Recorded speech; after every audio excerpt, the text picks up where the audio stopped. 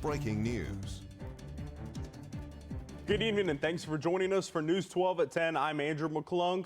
We start tonight with more breaking news. Crews in Carteret County are on scene of a plane crash. It happened around 7:30 this evening. Carteret County Sheriff Asa Buck says it happened near Highway 101 and Merrill Farm Road. Multiple police and fire personnel responded to the scene. An eyewitness said he saw the plane crash right in front of him and that he jumped out to help those involved in the crash. From News Channel 12, this is breaking news. Good evening, I'm Andrew McClung, and we begin News 12 tonight with breaking news. New Bern police say they're investigating after shots were fired Saturday night. Police say a shot spotter notification went off between 8:30 and 9 in the area of Darst Avenue, which is just right off of Broad Street. On scene, police say they found multiple shell casings, which they collected. Police in Greenville are searching for a suspect after a pursuit Friday evening. According to investigators, they responded to a breaking and entering of a vacant property Friday night along Front Gate Drive. Police say when they got on scene, a potential suspect vehicle was seen leaving, with officers pursuing and stopping it at Preferred Auto Nation along US 13 South. Investigators say one person ran from the car and another was detained and later released. The person who ran is yet to be located. From News Channel 12, this is breaking news.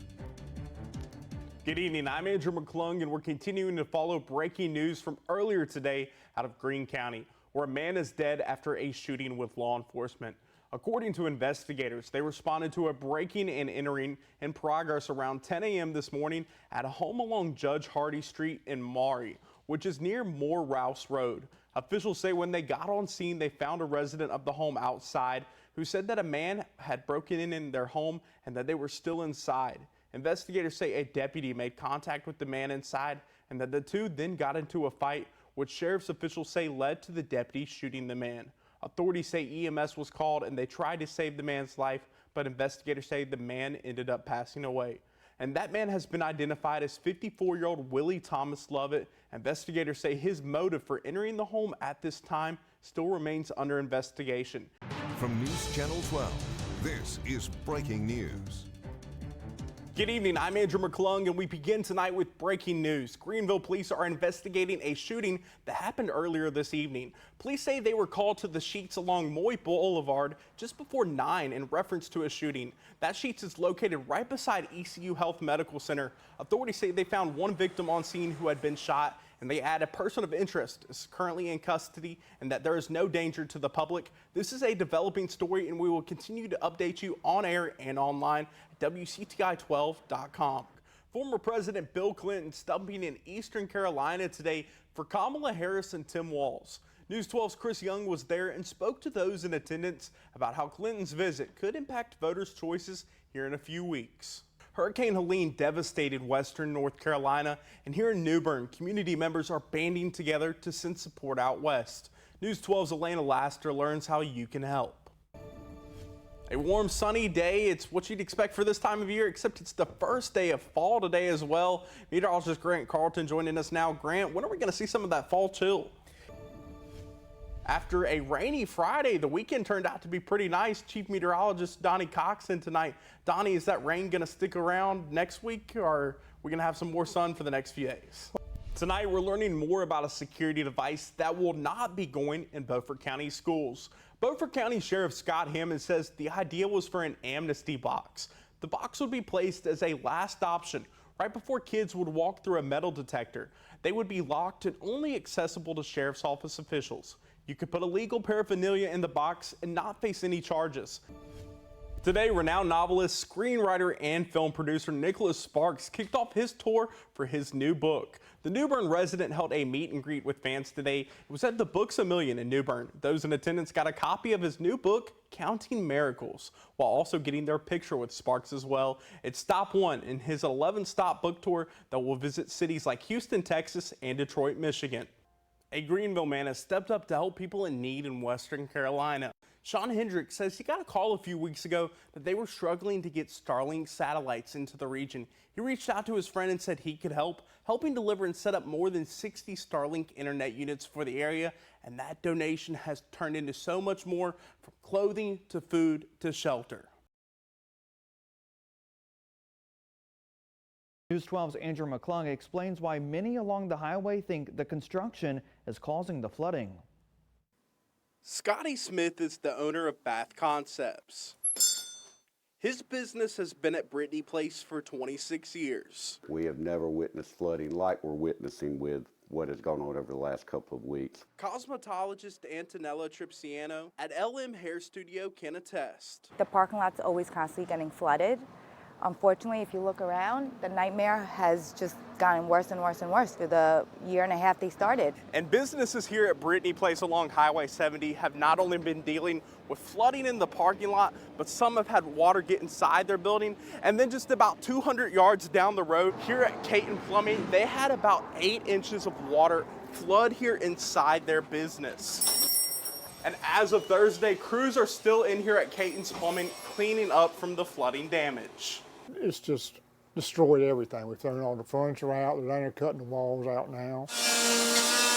Owner James Caton says this has never happened before. We've been through all the hurricanes, and I mean, we've had Dennis, Floyd, you name it, we've had them.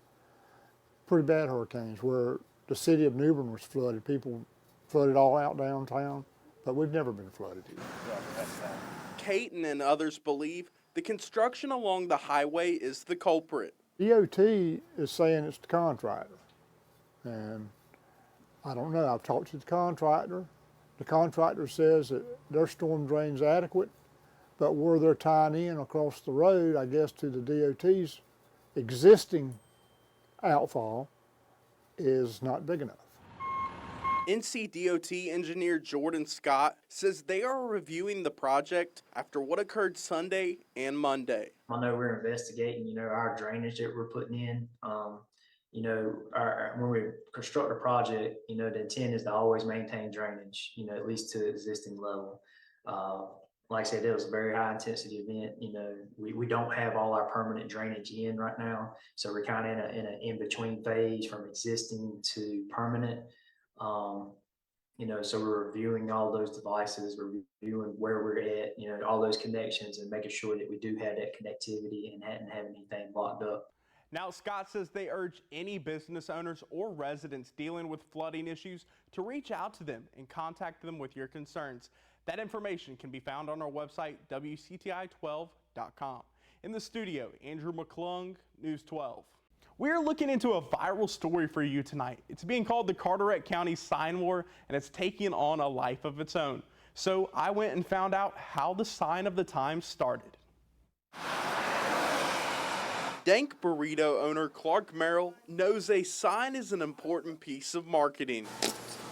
At Dank Burrito, we're all the time running different limited time offers, so it just kind of really communicates to folks what we have going on. And what's going on right now in Morehead City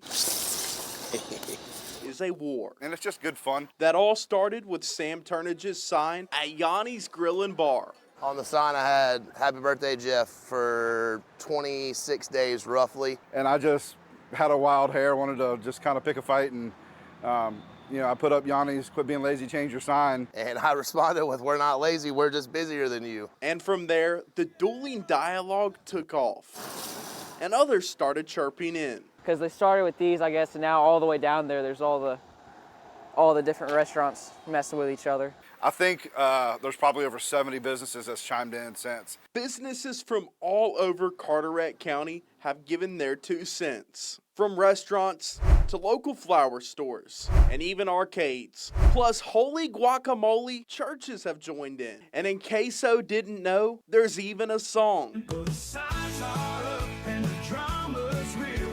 Carteret County, you know the deal. Even businesses without signs have got in on the fun, making it the taco the town. I have seen a ton of people stop and take pictures of all the signs. I'm loving it. I feel like it's bringing the community together, especially with the upcoming election. There's tension and all sorts of mess, and it's just good to have a good laugh. It is just the greatest thing because the community we live in, we're all tight, everybody's tight, and it's the greatest thing to see. The question many have now, when will there be a truce? I have no idea, man. It's interesting. I thought it would fizzle out a little bit today, but people are still posting and it's still gaining traction, so who knows? Oh, it's not. I'm gonna keep it going as long as I can. Now, if you want to keep up with all the beef with the wordplay, there's a group on Facebook that has almost every sign that has been put up. We have a link to that information on our homepage, WCTI12.com.